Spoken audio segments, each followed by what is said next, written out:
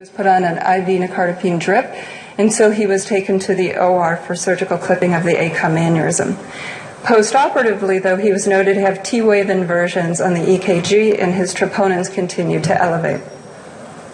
So sympathetic and catecholamine-induced myocardial injury can occur following subarachnoid hemorrhage. Elevation of troponin levels occur in about 35% of patients.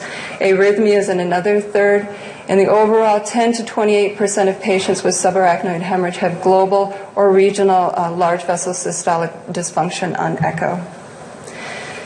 Sinus arrhythmia, peak T-waves, T-wave inversions, ST segment depressions or elevations, QT prolongations, and U-waves are all commonly seen on EKG of patients who have subarachnoid hemorrhage. Cardiac enzyme elevation reflects a catecholamine-related myocardial injury and a hypercontractile state, so like a demand ischemia rather than a true coronary blood flow issue. However, that is still a possibility, so in those patients with risk factors, you always want to consider that as well. Now, neurogenic stunned myocardium applies to acute heart failure after a neurological event. Systolic dysfunction usually develops in the first 2 days, but often within hours of the time of onset of the neurological event.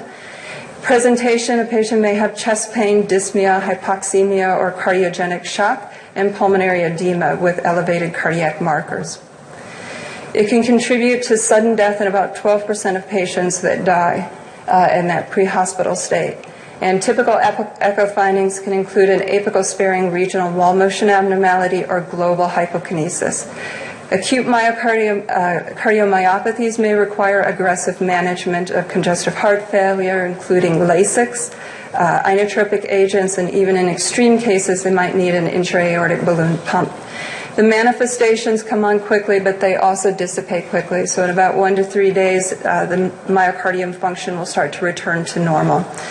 Cardiac abnormalities are more common in patients who later develop delayed cerebral ischemia or have worse outcomes. Symptomatic pulmonary complications can occur also. About 20% of patients will have symptomatic form. Mild oxygen impairment can be seen in about 80% of patients.